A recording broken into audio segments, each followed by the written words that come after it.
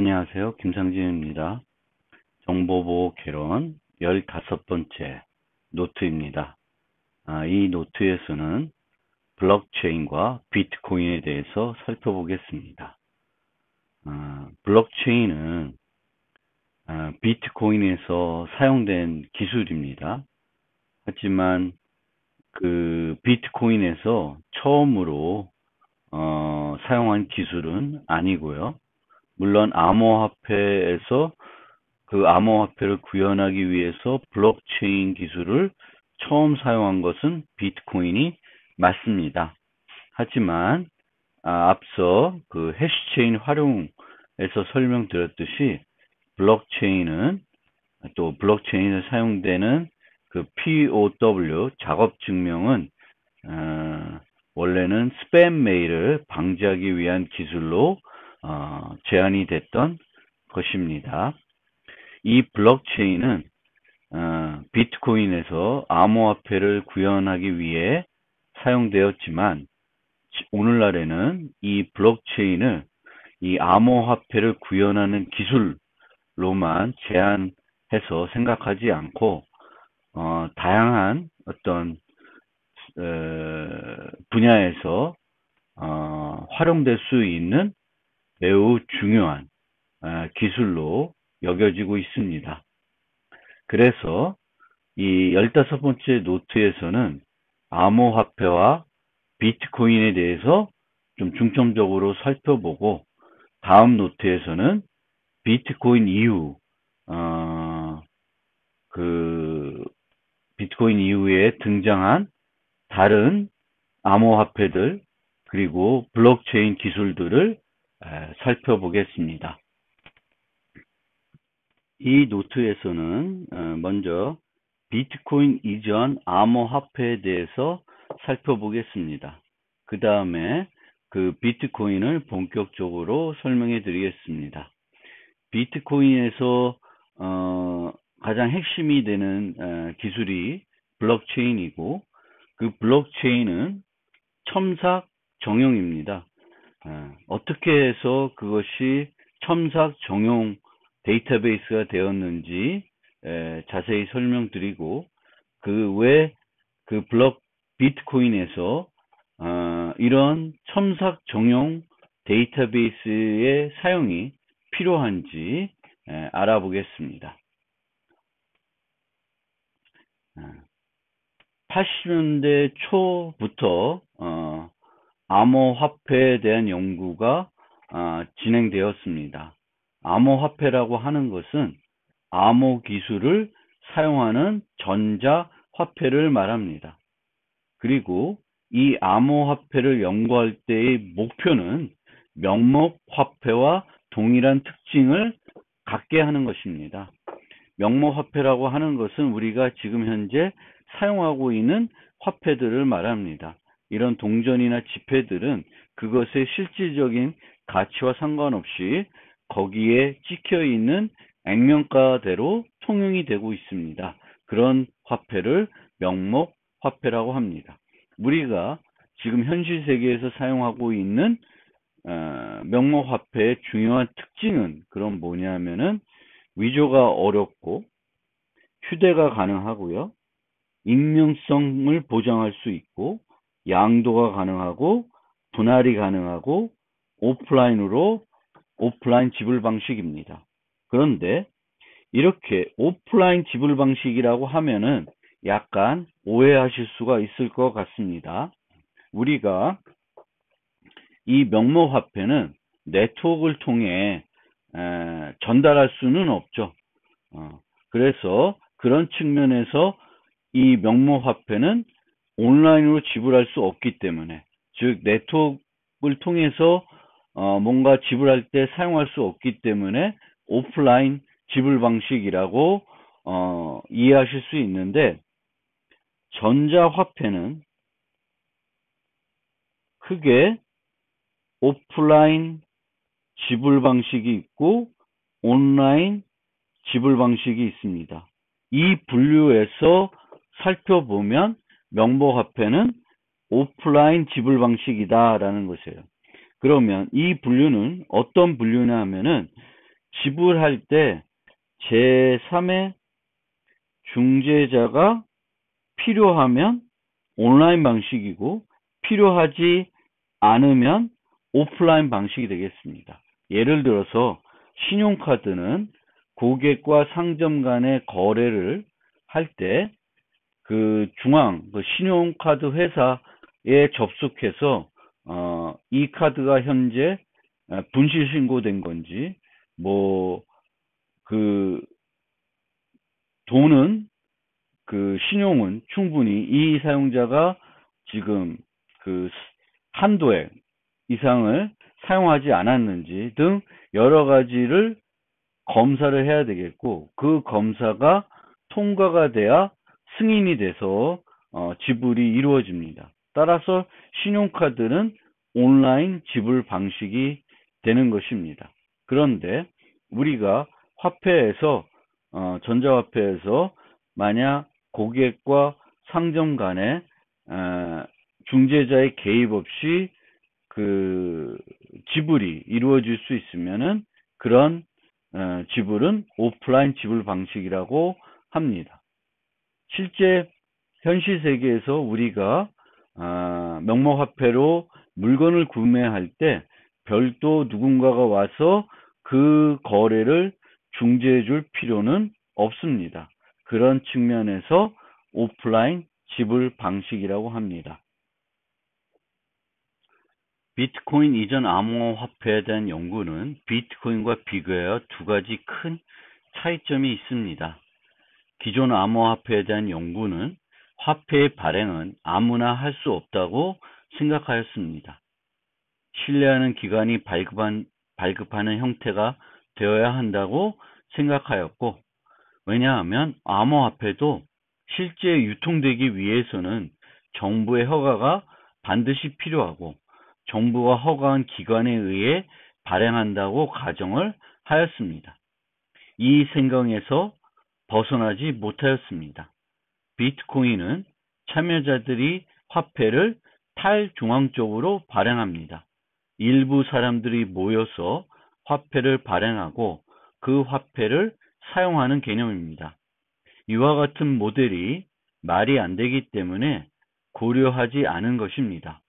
기술적으로 할 수 없어 그 생각을 하지 않은 것이 아니라 그렇게 하는 모델은 의미가 없다고 생각하였기 때문입니다. 또 기존 암호화폐에 대한 연구는 항상 지불할 때 디지털 값으로 표현되는 암호화폐를 상대방에게 주어야 한다고 생각을 하였습니다. 명목화폐가 그렇게 하고 있기 때문에 이것도 그냥 자연스럽게 이렇게 해야 한다고 생각을 하였습니다. 그런데 신용카드도 그렇고 여러분들이 게임이나 웹툰 사이트에서 사용하는 코인이나 사이버머니는 지불 과정에서 디지털 값이 전달되지 않습니다. 지불 의사만 나타내면 데이터베이스의 내 정보에서 코인의 수가 감소하는 그런 형태입니다. 이 두 가지 편견에서 벗어나야 비트코인과 같은 암호화폐를 생각해 낼 수 있습니다. 그 이전에는 이런 생각을 벗어나지 못했기 때문에 비트코인과 같은 암호화폐를 만들지 못한 것입니다. 그러면 기존 이 비트코인 이전 암호화폐의 동작 방식을 살펴보겠습니다. 이 모델에서는 고객이 있고 은행이 있고 상점이 있다고 보통 생각을 합니다. 이 은행은 신뢰기관이라고 간주를 하고요. 이 은행에서 화폐를 발행한다고 생각합니다. 그러면 고객과 상점은 모두 은행에 계좌가 있어야 합니다. 그러면 고객은 은행에 접속을 해서 암호화폐를 인출합니다. 자신의 계좌에서 그 명목 화폐를 은행에 주고 그 화폐에 해당하는 만큼의 암호화폐를 인출합니다. 그러면 이 고객은 고객의 장치에 암호화폐에 해당하는 디지털 값들을 유지하고 있습니다. 이 유지된 그 암호화폐들을 필요하면 상점에 주어서 어떤 지불을 진행할 수 있습니다. 상점은 이런 암호화폐를 받으면 그 암호화폐를 은행에 전달해서 확인을 거쳐가지고 명목화폐로 다시 바꾸게 됩니다. 지불할 때마다 은행에 접속을 해야 되면 온라인 방식이라고 하고, 지불할 때 은행에 접속하지 않아도 되면 오프라인 지불 방식이라고 합니다.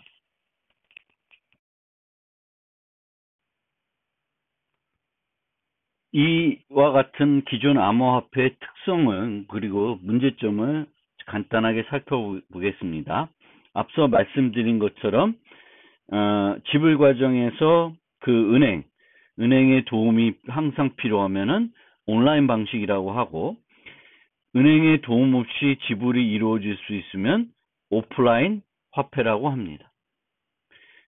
이 암호화폐에서의 위조 문제는 전자서명 기술을 사용해서 그 화폐를 발행하기 때문에, 즉 암호화폐라고 하는 것은 전자서명 값 형태가 되는 경우가 대부분이었습니다.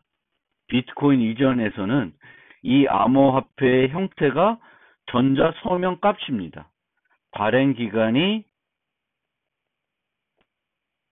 전자서명한 값이 화폐가 되는 거고, 그 화폐를 고객들이 그 전자서명 값들을 받아서 사용하는 형태가 바로 그 비트코인 이전 암호화폐의 형태가 되었습니다. 따라서 그런 암호화폐에서 위조 문제는 발행 기간이 전자서명에서 발급하기 때문에 발행 기간 외에는 발급할 수가 없고, 이 서명키가 노출되지 않는 한 위조가 될 가능성은 없는 거죠. 그래서 그런 특징을 갖고 있습니다. 그 다음에 이런 전자서명 값은 디지털 값이기 때문에 복제하는 것이 매우 쉽습니다. 그러면 앞에서처럼 이렇게 인출된 요 값들을 이 고객은 A라는 상점에 쓴 다음에 또다시 B라는 상점에 사용할 수 있게 됩니다. 이것을 이중 사용이라고 합니다. 전자화폐에서는 이 이중 사용 문제를 어떻게 해결하느냐가 또 보안에 매우 중요한 이슈입니다. 그런데 온라인 방식에서는 이 화폐를 상점한테 주면 상점은 바로 그 화폐를 은행에 전달합니다. 그럼 은행은 이 화폐를 썼는지 안 썼는지 확인을 하게 되는 거예요. 그래서 이중 사용을 지불 과정에서 은행이 하게 되는 거예요. 그러면 쉽게 이 화폐가 예전에 사용됐는지 안 됐는지 알 수 있습니다. 그런데 오프라인 화폐가 되면 B와 A와 B는 이 화폐가 예전에 사용됐는지 다른 상점에 사용됐는지 알 수 없습니다. 따라서 오프라인 방식에서는 나중에 상점이 매일 하루 일과가 끝나고 또는 일주일 단위로 자기가 받은 암호화폐들을 은행에 보내게 됩니다. 그러면 은행은 그때서 확인을 하게 돼요. 그럼 마찬가지로 이중 사용 여부는 온라인으로 하나 나중에 하나 은행은 확인을 할 수 있습니다. 근데 문제는 이 확인을 했을 때 누구에게 책임을 물어야 되는지가 모호합니다. 그래서 이 오프라인 방식에서는 고객만 해당 화폐를 사용할 수 있도록 만들게 돼요. 그러면 이 화폐가 2번 쓰면은 그것은 그 화폐를 인출한 고객의 책임이 되는 것이고요. 그 고객이 배상을 해야 되는 책임을 갖게 됩니다. 그런 식으로 만들어서 그 오프라인 방식을 제공하였습니다.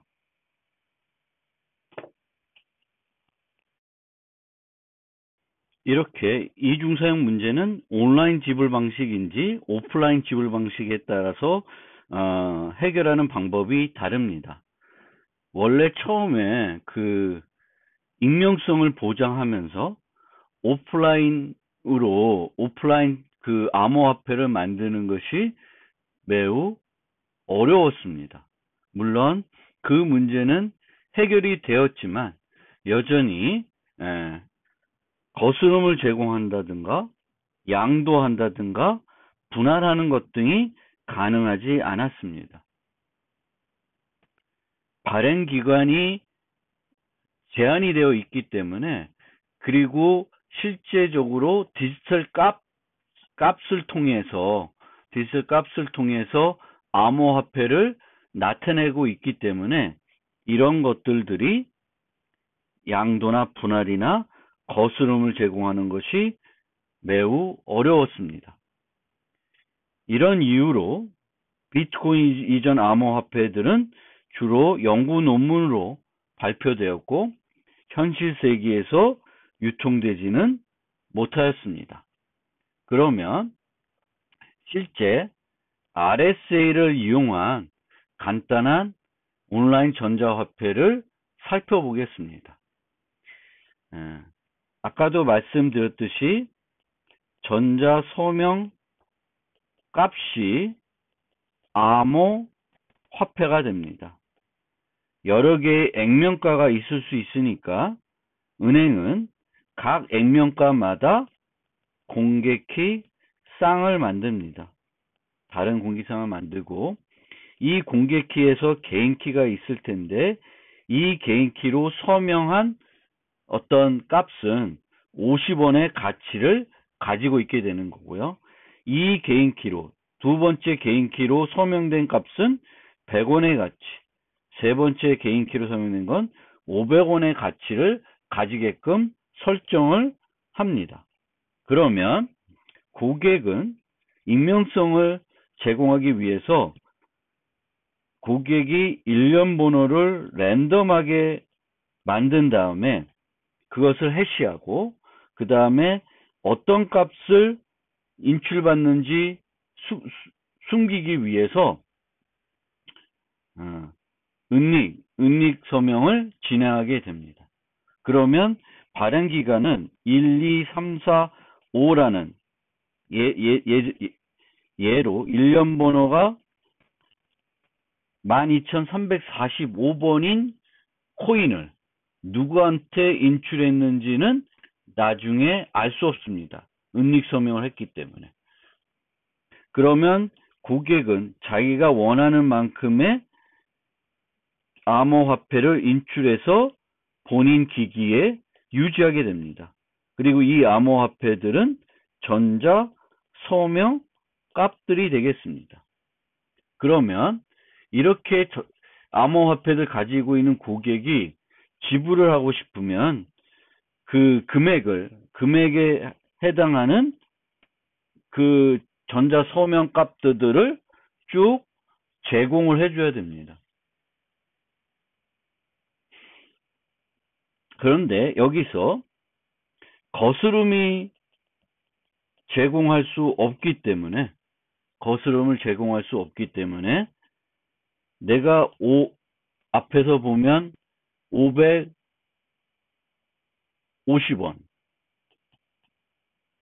550원을 지불하고 싶은데 나는 동전이 암호화폐가 500원짜리 2개만 갖고 있어요. 그러면 지불해야 된 금액보다는 더 큰 돈을 갖고 있지만, 보유하고 있지만, 정확하게 550원을 만들어서 상점한테 줄 수 없으니까 이 방법에서는 지불을 할 수가 없게 됩니다. 그런데 내가 500원짜리 1개, 50원짜리 1개가 있으면 요 500원에 해당되는 코인 하나, 50원에 해당되는 거 하나를 상점한테 전달합니다. 온라인 전자화폐니까 상점은 전자화폐를 발행기관에, 암호화폐를 발행기관에 줍니다. 은행에게 줘요. 그러면 은행은 이 일련 번호들에 해당되는 그 암호화폐가 예전에 사용됐는지 안 됐는지를 확인합니다. 그리고 이중 사용된 것이 없으면 지불을 승인해 주면 상점은 뭐 상품을 전달하고, 이 과정에서 은행은 이 전자화폐에 해당되는 금액만큼을 상점 계좌에 입금해 주는 방법이 되겠습니다. 그래서 초기 암호화폐와 관련된 연구들은 이런 형태의 암호화폐를 만드는 것에 초점을 둬서 연구를 했습니다. 발행기관이 있고, 또 고객들은 어떤 디지털 값들, 보통 전자서명 값들을 유지하는 형태가 되겠고, 그 유지된 디지털 값들을 거래하는 과정에서, 지불하는 과정에서 상대방에게 줘야 하는 그런 방식을 사용을 했습니다. 그리고 그 방식을 벗어나서 다른 형태의 지불 방식을 거의 생각하지 못하고 계속 이런 형태의 암호화폐에 대해서만 연구가 계속 이루어졌습니다. 그런데 비트코인을 개발한 사토시 나카모토, 누군지는 잘 모르지만, 그때부터는 전혀 다른 모델로 이 암호화폐를 만들게 되는 거죠. 발행기관도 필요 없고, 디지털 값들을 고객들이 유지하는 것도 아니고, 또 지불하는 과정에서 한쪽에서 다른 쪽으로 어떤 정보가 전달될 필요도 없고, 그러는 전혀 새로운 형태의 암호화폐가 만들어지게 된 것입니다. 지금부터 본격적으로 비트코인에 대해서 설명해 드리겠습니다. 비트코인은 자체 강화 방식이라고 생각할 수 있습니다. 어떤 신뢰 기간을 사용하지는 않습니다. 여러 사용자들이 참여해서 이 비트코인이 동작하게 되는데, 여기에는 어떤 특별한 신뢰 기간을 사용하지 않고 있습니다. 참여자들 간의 프로토콜이 진행이 돼서 이 비트코인이 동작하는데, 그 참여하는 노드들 중에 특별히 신뢰하는 중앙 신뢰 기간을 사용하지는 않습니다. 두 번째로, 오프라인 방식으로 지불이 이루어진다고 생각할 수 있습니다. 어떤 신뢰 기간을 사용하지 않죠. 그렇기 때문에 이제 오프라인 방식이라고 생각할 수 있는데, 기존의 그 비트코인 이전 암호화폐에서 생각해 보면 오프라인 지불 방식이라고 하는 것은 고객과 상점 간 둘이서만 어떤 프로토콜이 진행되는 방식이 오프라인 방식이라고 하는 것인데, 이 비트코인에서는 어떤 지불이 이루어질 때, 고객과 상점 간의 지불이 이루어질 때 그 제3의 신뢰 기관들이 도움을 줄 필요는 없지만, 이 지불과 관련된 그 지불 정보를 전체 비트코인 네트워크에 전달해야 되겠고, 그것이 바로 확정되지 않고 일정 시간이 지나야지만 확정되는 형태이기 때문에, 물론 서버를 신뢰하는 제3의 신뢰 기관이 필요 없다는 측면에서는 오프라인 방식이 맞지만, 기존의 암호화폐에서 이루어지는 지불 방식하고는 많이 다르기 때문에 그걸 그대로 오프라인 방식이라고 얘기하기는, 그 이전 분류에 따라서 오프라인 방식으로 얘기하기에는 조금 맞지는 않다고 생각이 됩니다. 그 다음에 비트코인은 양도를 할 수 있고 분할과 통합도 가능합니다. 그래서 양도한다는 것은 실제 지불한다고 생각하셔도 돼요. A가 B에게 500원을 주겠다. A는 한 사람, B는 상점일 수도 있고, 상점이 아니라 뭐 친구일 수도 있고 다른 사람도 있을 수 있습니다. 그래서 비트코인에서는 고객들 간에도 이 지불 과정이 이루어질 수 있다는 측면에서 양도가 가능하다는 거고요. 예전 암호화폐에서는 그 고객들이 있고 상점이 따로 있습니다. 그래서 상점이 수행해야 되는 프로토콜과 고객이 수행해야 되는 프로토콜이 다르고, 고객 간에는 어떤 프로토콜을 보통 고려를 안 했습니다.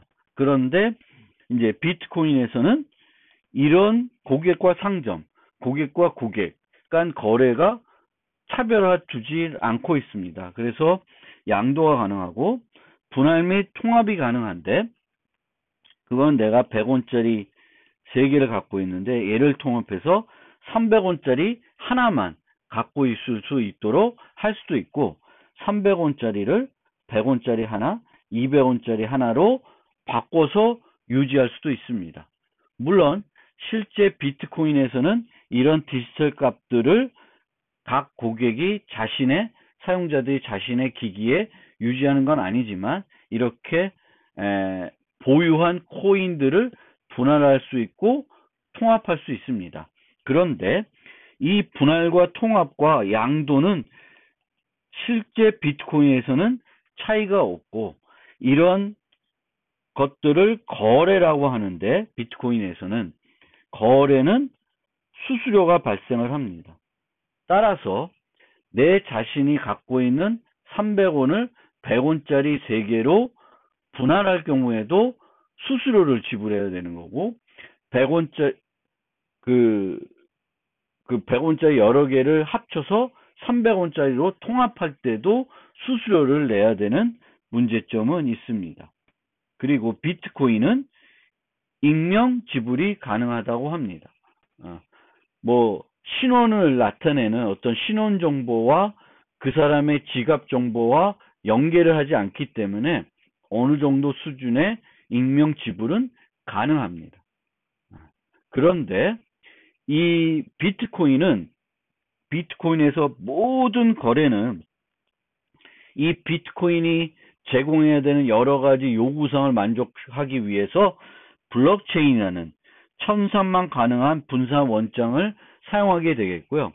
이 원장은 공개됩니다. 누구든지 확인할 수 있습니다. 따라서 이 원장을 분석하게 되면 누구에게, 이제 누군지는 몰라도 어떤 식으로 거래가 이루어진지는 다 알 수 있습니다. 그런데 거기서 특정 사용자의 주소가 뭔지만 알게 되면 그 사용자가 한 모든 거래들은, 그 주소를 이용해서 한 거래들은 다 알려지게 됩니다. 그래서 그 익명 지불이 가능하지만 여기에는 이런 모든 정보들이 공개가 되기 때문에 또 어느 한편으로는 거래와 관련된 정보들이 많이 노출될 수 있다는 측면도 같이 갖고 있다고 생각해 주실 필요가 있습니다. 그러면 비트코인을 바로 설명드리지 않고 제가 가상의 한기코인이라는 걸 만들어서 좀 설명을 드리겠습니다. 이 한기코인이라고 하는 것과 비트코인은 많은 측면에서 유사해요. 그래서 비트코인을 좀 더 쉽게 이해하기 위해서 가상의 코인을 제가 만들어서 설명을 해 드려 보겠습니다. 그래서 이 한기 코인의 규칙은 뭐냐면 총장만 코인을 만들 수 있다고 생각을 합시다. 그러니까 이거는 중앙 집중식이에요.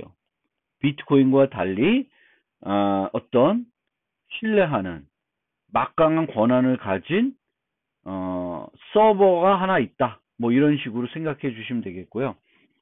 코인의 소유자는 다른 사람에게 코인을 양도할 수 있고 분할할 수 있고 통합을 할 수 있습니다.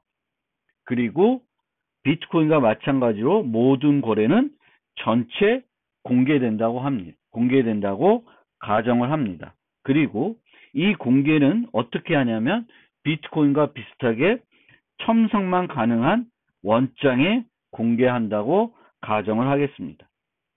나중에 어떻게 첨삭만 가능하게 하는지에 대해서도 좀 살펴보겠습니다.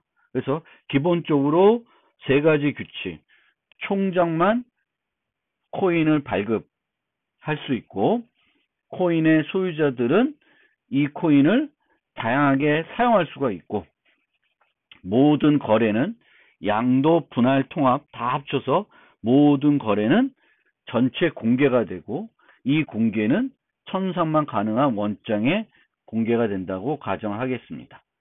모든 참여자는 공개키 쌍을 가지고 있다고 가정하겠습니다. 거래를 진행하기 위해서는 상대방의 공개키 확보가 필요합니다.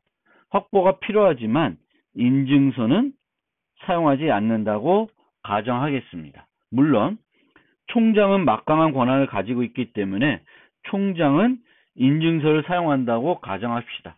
그래서 총장이 한 전자서명값은 총장이 했는지 확인할 수 있고 나머지 사람들은 누가 했는지는 모르는 거죠.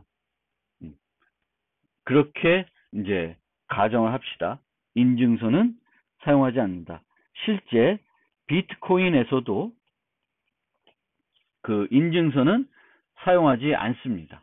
하지만 A가 B에게 어떤 이 한기 코인을 양도하기 위해서는 B의 정확한 주소를 알아야 되겠고 이 주소라는 것이 바로 공개키가 되겠습니다.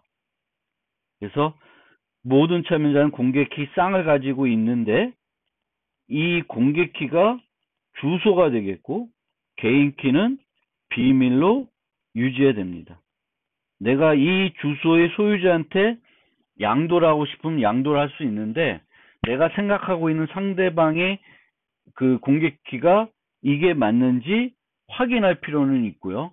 그 확인을 인증서를 이용하지는 않는다는 거예요. 그 다음에 이 방법도 비트코인과 마찬가지로 디지털 값을 발행해서 암호화폐를 발행하지는 않습니다. 모든 정보들, 여기서 거래는 전체 공개된다고 했는데 화폐를 발행하는 것도 거래에 해당되는 것이고 이 공개를 통해서 모든 행위가 이루어져요. 그래서 사용자가 있으면 사용자는 공개키, 개인키만 유지하게 되겠고 이 원장을 보면 내가 이 사용자가 A가 얼만큼 보유하고 있는지를 알 수 있습니다. 즉, 이 사용자는 이 기기에, 자신의 기기에 암호화폐에 해당되는 디지털 값을 유지하지는 않습니다. A가 자신이 얼마큼 그 금액을 보유하고 있는지 알고 싶으면 이 원장을 검색하면 되겠고 이 원장에 기록되는 거래 정보는 이런 네 가지 정보로 구성되어 있고요. 요 거래 정보 하나하나가 코인이라고 얘기하기도 합니다. 그래서 요 거래들은 헤더, 입력, 출력, 서명으로 구성되어 있고요. 입력과 출력은 모두 여러 개일 수 있고 입력의 소유자는 모두 같은 사람이라고 가정하겠습니다. 실제 다른 사람이어도 되는데 이럴 경우에는 서명값이 여러 개 필요하기 때문에 그거는 우선 생략을 하겠습니다. 그래서 입력 소유자는 입력은 여러 개 있을 수 있는데 같은 사람이다. 그러면 실제적인 모습을 하나 살펴보면은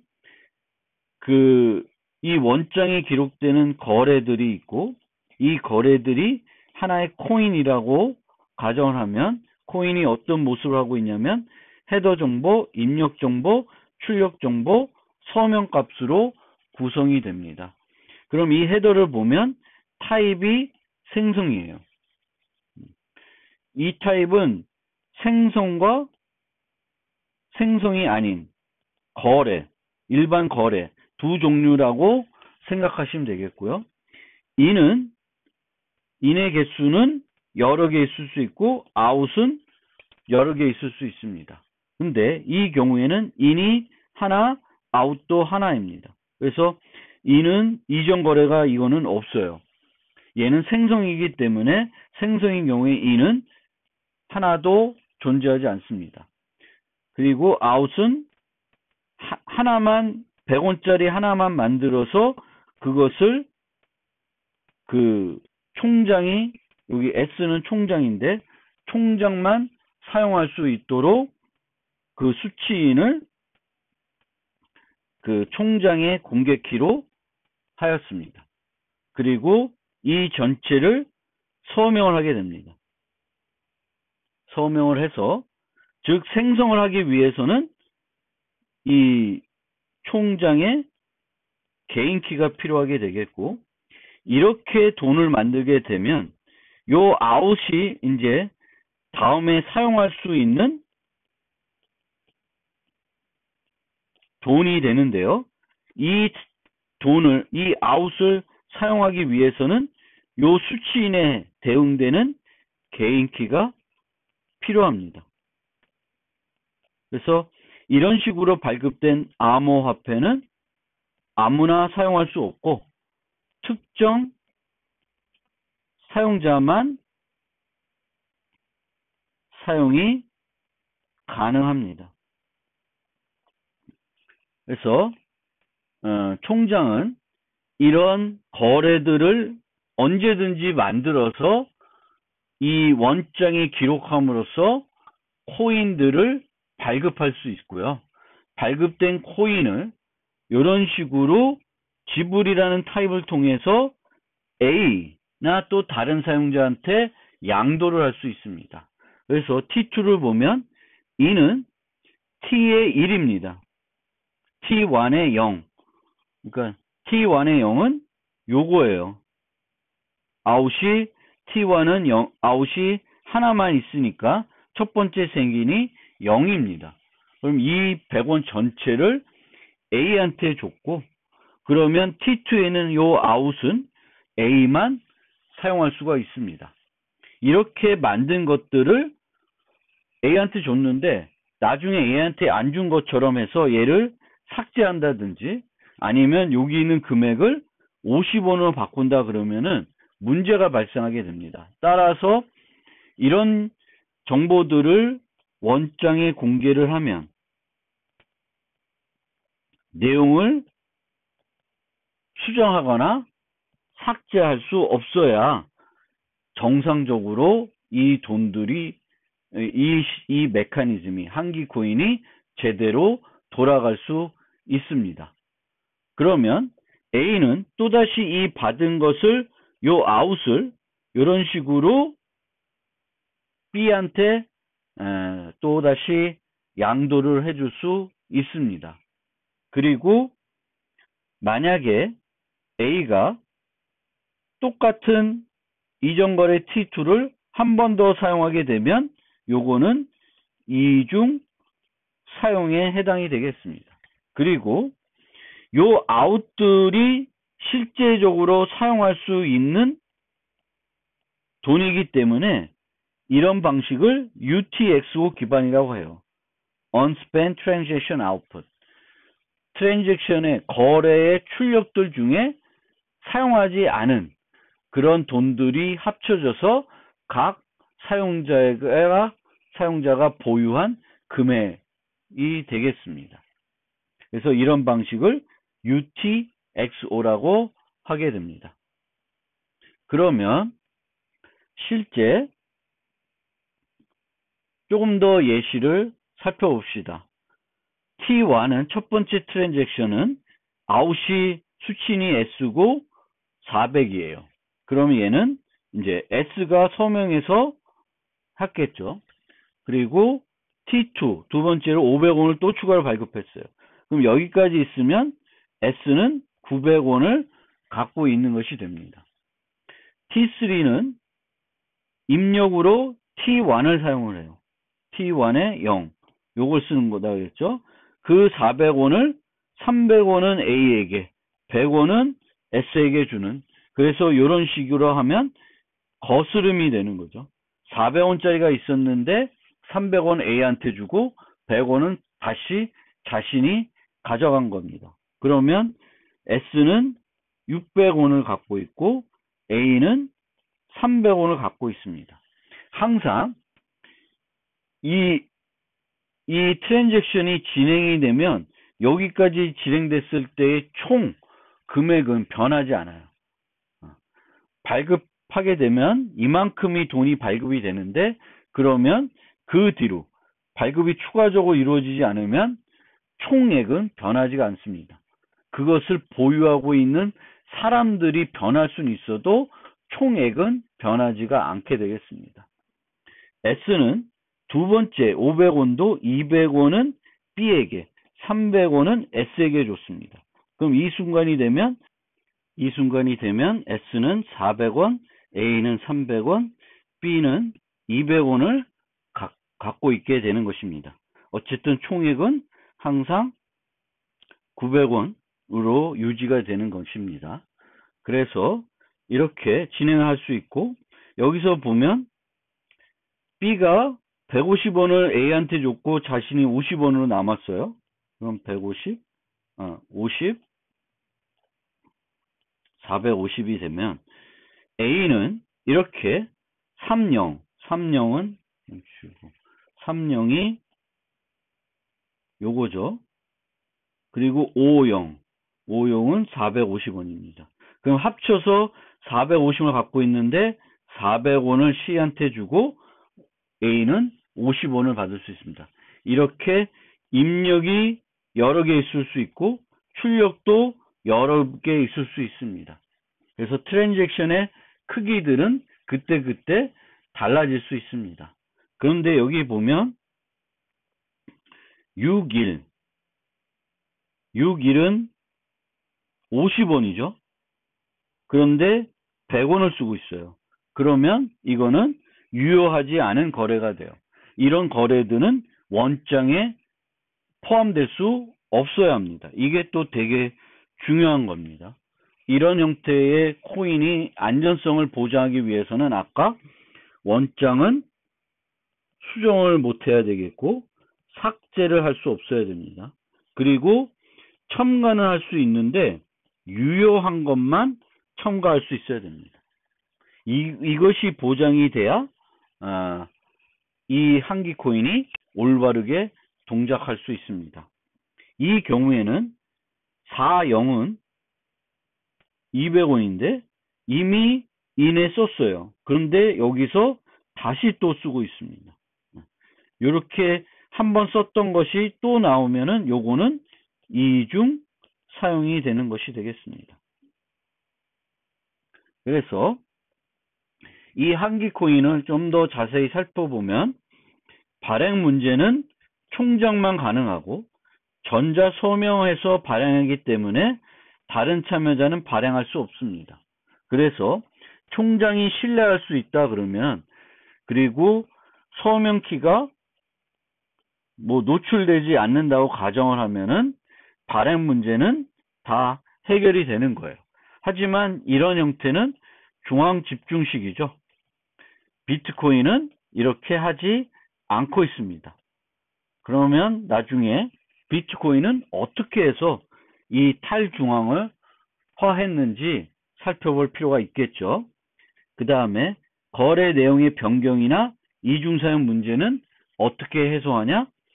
원장을 통해서 요 비밀스러운 요 어떻게 해서 그게 보장되는지 모르겠지만 아까 말씀드린 대로 첨삭 정형 수정을 못하고 또 삭제를 할 수 없고 그리고 유효한 것만 들어갈 수 있어야 돼요. 얘만 보장이 되면 이런 문제들은 다 해결할 수 있어요. 수정을 못하면 거래 내용을 바꿀 수가 없고 또 유효한 것만 집어넣기 때문에 이 안에 연장에 포함이 돼야만 원장에 포함이 돼야만 거래로 인정이 되는데 불법적인 거래는 원장에 포함을 안 시킴으로써 문제 발생하는 것을 방지하고 있는 거예요. 그러면 지금 같은 상황에서는 어떻게 보장할 수 있냐? 중앙 집중식으로 우리가 이것까지 해결한다 그러면 이 DB를 데이터를 총장만 첨삭할 수 있다고 가정을 하고요. 총장은 첨삭하기 전에 유효성을 확인합니다. 그리고 유효하지 않은 건 절대 첨삭하지 않는다고 합시다. 그리고 첨삭을 한 다음에 일정 단위로 전자 서명해서 이 서명 값을 공개한다고 생각을 해봅시다. 그러면 이들 값은 전자 서명이 되어 있기 때문에 얘를 수정하려면 요걸 수정해야 돼요. 요 서명 값을. 근데 그 서명 값을 총장에 서명키가 없으면 수정할 수 없기 때문에 다른 사람들이 이 원장을 수정, 삭제하는 것은 가능하지 않습니다. 그러니까 중앙집중식으로 하면 그 중앙 서버, 신뢰하는 서버 외에는 이런 것들을 못하는 거고 서버가 요걸 책임져 주는 거예요. 그럼 해결이 되는 거죠. 그런데 비트코인에서는 이런 서버를 사용하지 않고 블록체인이라는 기술을 써서 요거를 제공하는 거죠. 그리고 발행도 서버가 하지 않고 탈중앙적으로 하고 있습니다. 이 두 가지를 어떻게 이렇게 여기서 가정했던 이 총장이라는 중앙 서버, 신뢰하는 중앙 서버를 사용하지 않고 제공하게 됐는지 그것을 알아보는 것이 이제 비트코인을 이해하는데 핵심이 되겠습니다. 그러면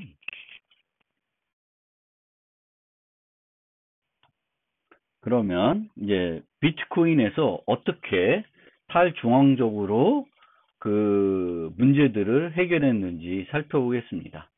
비트코인은 2008년도에 사토시 나카모토라는 이름의 논문이 하나 공개가 됩니다.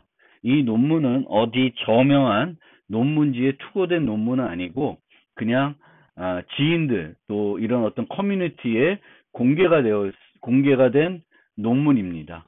그리고 그 다음에 2009년도에 실제 그 몇몇 사람들에 의해서 소프트웨어로 개발이 돼서 유통이 시작이 되었습니다. 비트코인의 화폐 단위를 1BTC라고 하고요. 그리고 0.10의 -8승 BTC를 1사토시라고 합니다. 그래서 가장 작은 그 비트코인 화폐 단위가 사토시가 되겠습니다. 제가 2017년도 1학기부터 비트코인에 대해서 정보보호 개론 시간에 소개를 하고 있는데 그때 당시의 가격은 1BTC가 300만 원 정도였습니다. 그런데 5월 14일 날 이 노트를 이번 학기에 갱신하기 위해서 5월 14일 날 조사했을 때는 6천만 원 정도가 되었습니다. 엄청난 가격 상승이 이루어지고 있고요. 작년과 비교해서도 5배 정도 증가된 금액입니다. 그리고 이 비트코인은 10분마다 일정한 액수의 비트코인이 발행이 되는데 지금까지 총 발행된 개수는 이 정도가 되겠고 총 요만큼만 발행이 되도록 정해져 있습니다. 그래서 지금 현재 한 90% 정도 발행이 끝난 상태입니다. 그래서 계속 만약에 비트코인이 발행이 되면은 그 가치를 유지하기 어렵다고 생각했기 때문에 사토시 나카모토는 총 발행할 그 비트코인 수를 정해 놓았습니다. 그리고 10분마다 일정한 그 비트코인들을 발행하고 있습니다. 비트코인은 기존 비트코인을 가지고 있는 사람부터 양도를 받을 수 있고 거래소 같은 데서 구입할 수 있습니다. 비트코인을 참여하는 참여자들은 이 자신들의 소프트웨어를 통해서 P2P 네트워크를 형성하게 되고 이를 통해서 거래 정보들을 주고받고 있습니다. 비트코인에서 일반 참여자 이제 비트코인을 구매해서 비트코인 이용해서 거래를 하기 위해서는 지갑을 만들어야 되겠고 이 지갑을 만들 때에는 공개키 쌍을 만들어야 됩니다. 이런 측면에서 한기 코인과 차이는 없습니다. 그런데 인증서 기반은 아닙니다. 이거는 이제 실제 비트코인에서는 이 코인의 소유자가 김상진인지 홍길동인지는 중요하지가 않습니다. 그래서 신원을 확인하는 인증서 기반을 사용할 필요는 없습니다. 물론 이 비트코인에서도 A가 B에게 어떤 비트코인을 양도하기 위해서는 B의 공개키를 정확하게 알아야 됩니다. 그것을 정확하게 알기 위해서 인증서 같은 것을 사용할 수도 있겠지만 이제 비트코인에서는 인증서를 사용하지 않습니다. 그냥 자연스럽게 사용자들이 상대방의 비트코인 주소를 확인해서 양도하도록 그렇게 시스템을 만들고 있습니다. 그 공개키가 맞는지 확인하는 것은 그냥 거래 당사자들의 책임으로 해놓은 것입니다. 그렇게 해야 좀 더 그 명목화폐와 비슷한 수준의 익명성을 제공할 수 있게 되는 것입니다.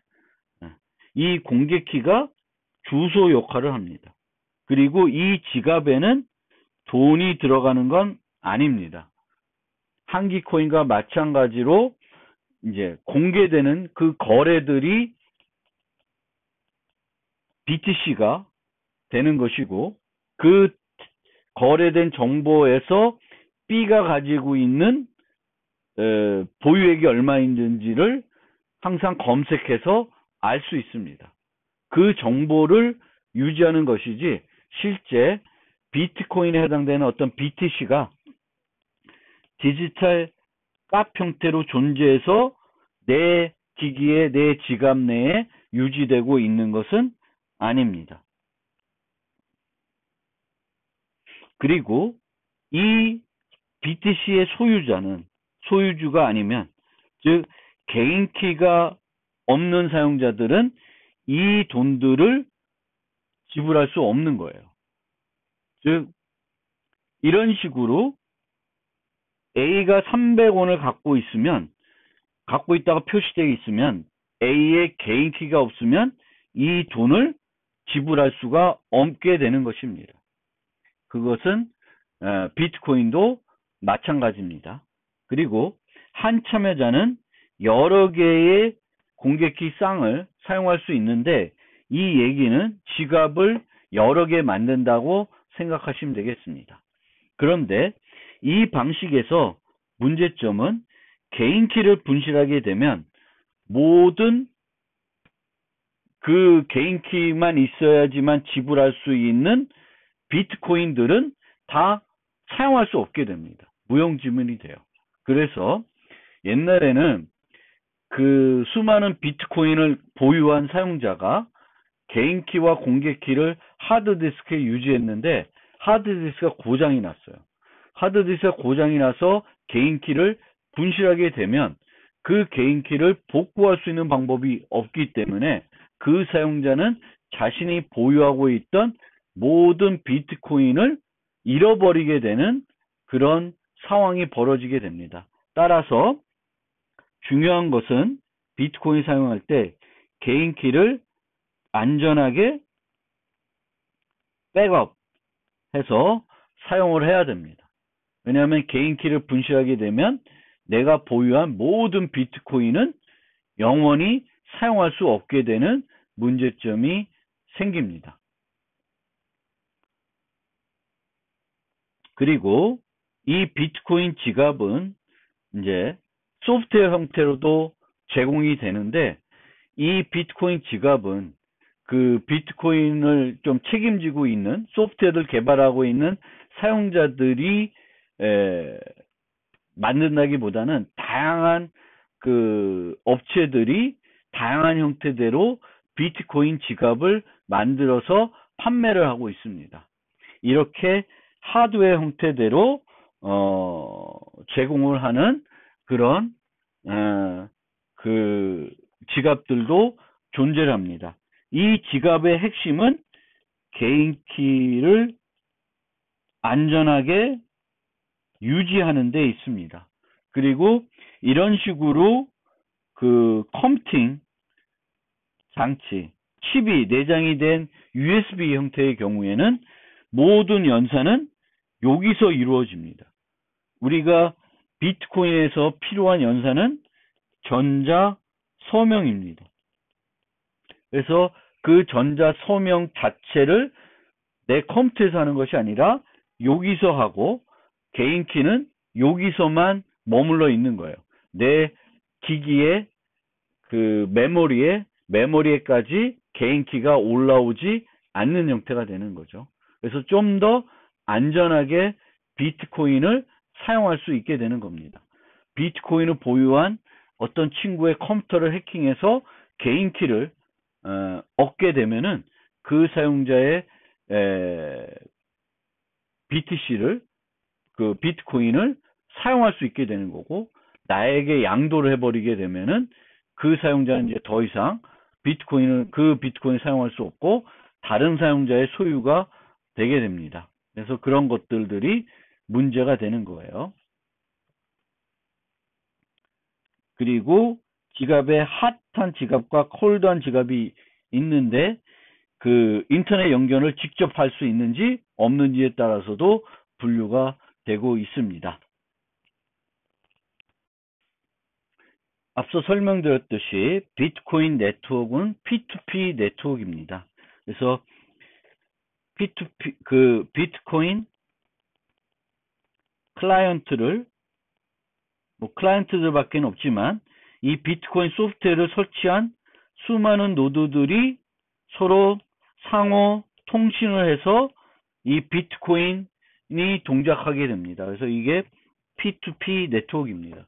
우리가 토렌트 같은 형태의 P2P 네트워크를 가정하고 있고 이런 P2P에서 모든 노드는 동등한 역할을 해야 하는 것이 일반적인데 비트코인에서는 여기에 존재하는 노드들은 크게 두 종류로 나누어지게 됩니다. 하나는 완전 노드이고 또 하나는 부분 노드입니다. 완전 노드는 최초 블록부터 지금까지 모든 블록에 포함된 그 블록체인에 포함된 모든 정보를 유지해야 됩니다. 그런 노드들을 우리는 완전 노드라고 합니다. 그리고 이런 완전 노드를 유지하는 그 노드들 중에는 채굴자도 포함됩니다. 그래서 채굴자들이라는 것들이 있는데 이들이 화폐를 발행을 합니다. 발행하는 애들인데 이런 채굴자가 되기 위해서도 채굴자는 완전 노드를 유지해야 됩니다.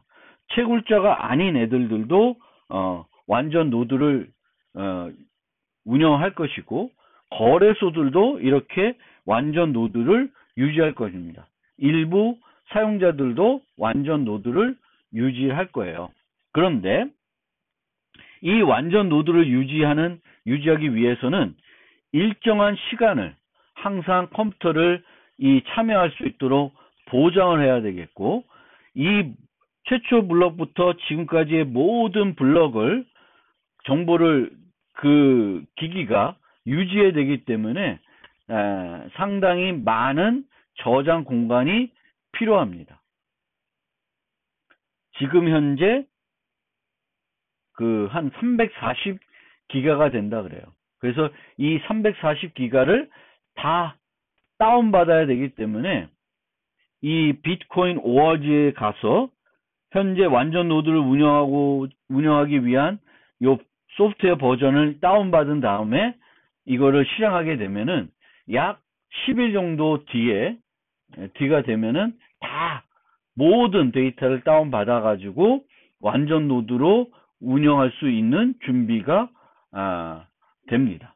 그런데 이 완전 노드를 유지하려면 이렇게 10일 이상 속도를 다운받는 데도 10일 이상 걸리고 여러 가지 그 비용이 소요되기 때문에 일반적인 사용자들은 부분 노드를 유지하게 됩니다. 이 부분 노드는 이 정도의 데이터를 유지할 필요가 없어요. 본인의 거래를 위해 필요한 최소한의 정보들만 유지합니다. 보통 블럭의 헤더들만 유지해서 참여할 수 있도록 하고 있습니다. 그래서 이렇게 두 종류의 노드들이 P2P 네트워크로 연결이 돼서